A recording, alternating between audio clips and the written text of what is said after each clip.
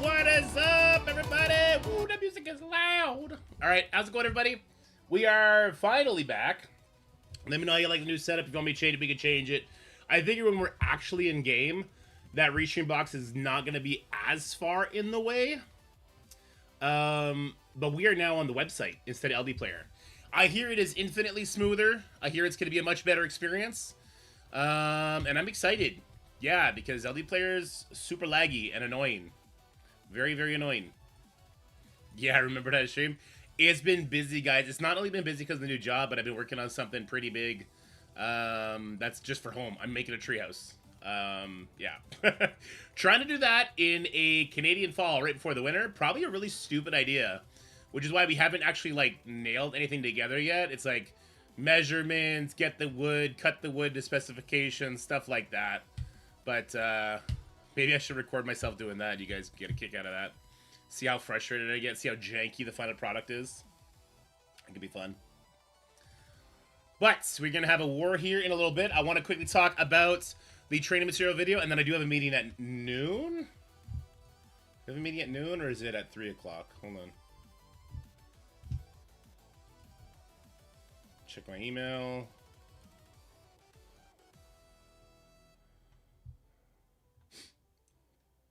It's at noon. Okay. Okay. Yeah, I got a meeting at noon. Okay.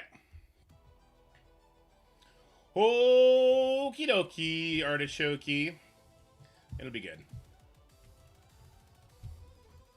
Haha, you little gnat. Fuck off. All right. Thank you so much for the sub, Steven. Appreciate it. You're the best. All right, I want to talk about the training material offer, but to do so, I probably also need to... For Fun World to start up again? Yeah. Auto World be doing Auto World things, don't it? If I pull this over here, it doesn't like break the game, does it? I have not used this web browser at all yet, so this is like an interesting stress test. Oh, which one is which one? This is this one. Okay. All right. Transform. Reset. Call that good. Do I get support for Thunderstrike? He decided to stream. Bro, I know, right? What is this song? They're supposed to be lyricless. What is that? Get out of here. Oh no, this is a song I made for my kids. Actually, I just want more of this. Epic. Pixel. Because we are slaves to nostalgia. Journey action.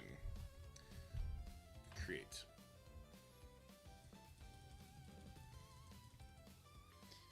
Maybe it's $40 for that Purple ISO 5.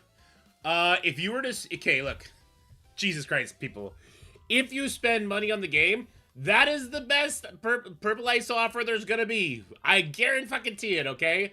That's like 1/4 of a leaderboard, isn't it?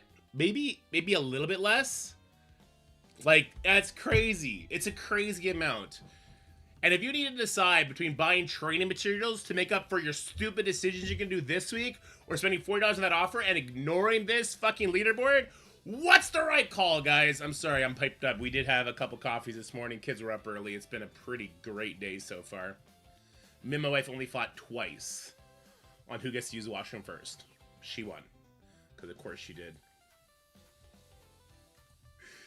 All right, are we good here? How much songs do we have? Well, when we hear that awful Irish jig there, we'll know what to do. I don't know. I feel like a AI hacked my computer and made that Irish jig. I mean, that's also an okay call, Steven. Also, guys, you gotta remember, Blue Mark... Okay, this is all gonna be in the video. It is not worth them your training materials because leveling characters is the heart and soul of this game and letting you actually play the game. If you do not play the game, all you do is chase characters... Do what you want, but I swear to God, if I see you bitching in a chat and you got like top 100 of this event as a free-to-play player, you're a fucking idiot, okay? If I see you bitching about training materials and gold ever, you're a fucking idiot, okay?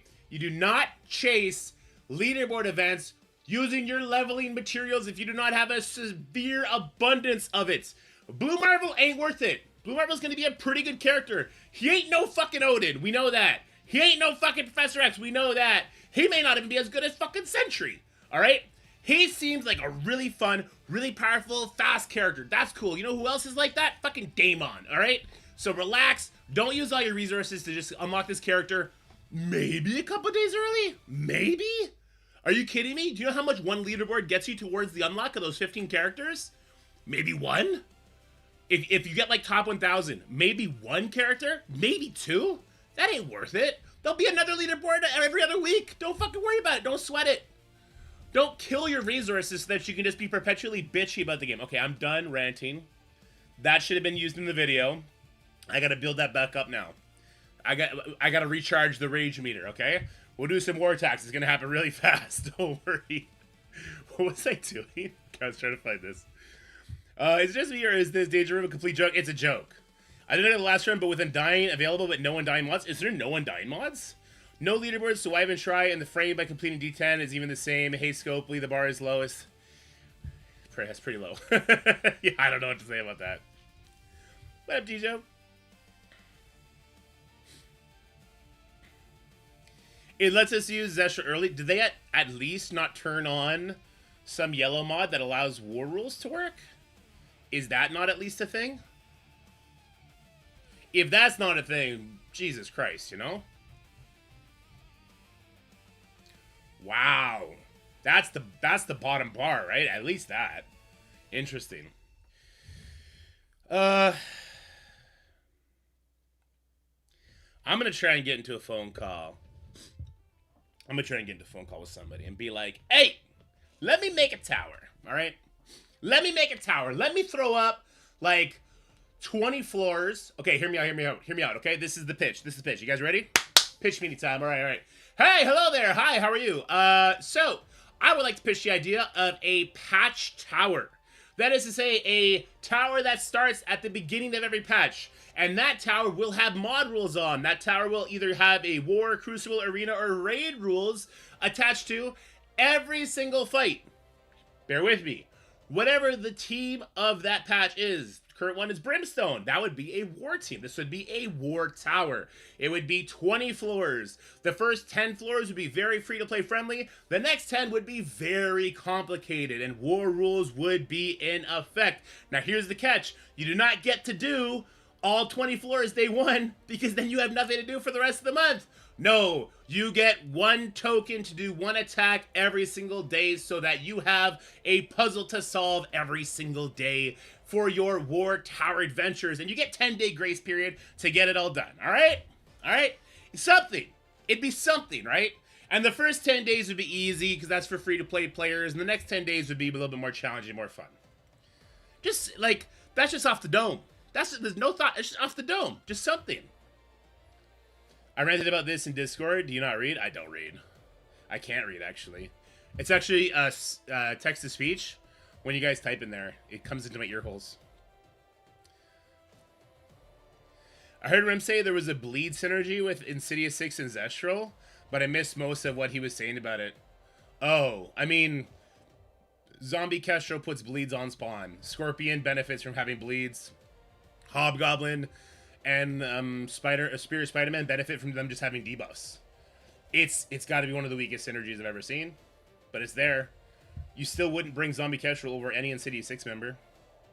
Maybe 5 tokens per day like King Arthur Legends Rise, and you can reach each floor as many times as you want without losing the team. If it's 5 tokens every single day, then you'll be done the tower in 4 days. So you could make the tower 60 floors, and you could do two floors a day. Right? You could, if you make it 60 floors, so let's do this. You make the tower 60 floors. The first 30 floors are very, very easy, right? We'll see like Heroes for Hire. We'll see like Heroes for Hire with Young Avengers. 10 members on the field, but you're just going to blow it up, okay?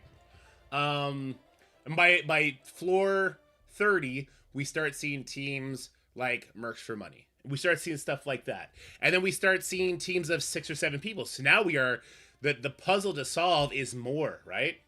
And I could actually get down with letting people reattempt it. I can.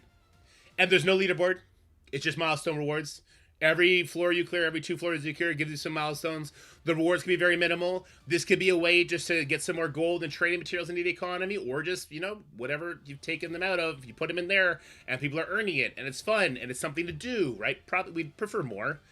Here's the thing. Okay. Hot take. Gross take. Bear with me for this, okay? Bear with me for this one. Where does it say the spending? Okay, it says right there. Okay. I would not mind more events that ask you to spend your training modules or gold as an input if there were a way to farm these materials. If there were a way to farm these materials and people could no longer bitch about the lack of gold and training modules because, hey, that's an input that you control. You could farm that shit. By doing this tower that gives an extreme amount of this stuff, or by doing fucking blitz battles that gives supply credits, you can then go in the store and buy that stuff, right? Eliminating the leveling bottlenecks and leaning more into Gear Tier 20, more into Purple ISO, I think would actually be a huge quality of life improvement. And I then think you'd be able to introduce a 4th progression path. And that 4th progression path, you can monetize the way you're currently monetizing leveling. Because when you start gaining things on Gear Tier 20, or if eventually you start gaining things on Purple ISO, or whatever this new progression path would be, right? If those progression paths are also gated by levels, then it's a gate on a gate and that feels bad. Okay? So if you're able just to farm to level up your characters, and then you monetize the other stuff, I think that'd feel a lot better. It being the Alliance event is the bad part. I agree, Steven. Yes. Yes. I 100% agree. But also, you could just not do this, right? And we could just have more modes that, by engaging with the modes or by excelling at the modes, you get more of the materials. Like, let's say in this, like, patch tower idea, there's, like, 20 training material orbs there for the patch, or 25. Let's say a higher number. 25, 30 training modules throughout the tower. 30 to 50 gold orbs throughout the tower, stuff like that. I think that would be huge and would actually incentivize people because you'd make the tower hard. It's not supposed to be completed day one, first shotting everything, right?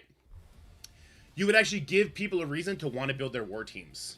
Oh, I can't beat this, I can't beat this Professor X, Mercs for Money, Fantastic Four team that's on the final floor. I could if I had Brimstone built up, though.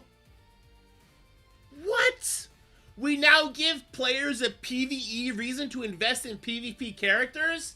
They then have those PvP characters to use in war? They then start realizing, hey, I kind of like war when I have the right tools to do the project. You know what's worse than trying to build a fucking treehouse with a hammer? It's trying to build a treehouse with a fucking mallet. I had to buy a hammer, alright? Like, this shit is ridiculous. If players just have the tools to do the task, they will enjoy the task so much more. So give the people that hate PvP a reason, a PvE reason, to build into those modes. Bada bing, bada boom, bada bang. All of a sudden, we have a more flourishing PvP economy and fun PvE materials. Yeah, I should have saved this energy for the video. We're gonna... Fuck, guys. The rage meter actually, it filled back up, but it's empty again. We're gonna have to figure this out. We're gonna have to moderate ourselves here. A couple cups. Got our Tim Hortons kitty cat. Apparently, it's so cold that the thermal stuff is not heating up, so it's been a hot minute. That just me spitballing, though. That's just me spitballing.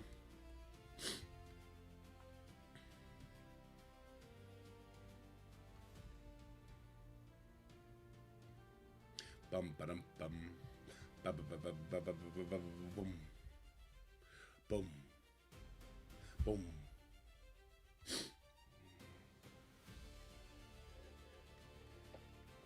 Scopely gave people tons of reasons to build Liberty and now Brimstone PvE reasons. Explain to me the Brimstone PvE reasons. I'll wait. This is going to be part of another video I want to do today about Hellcat.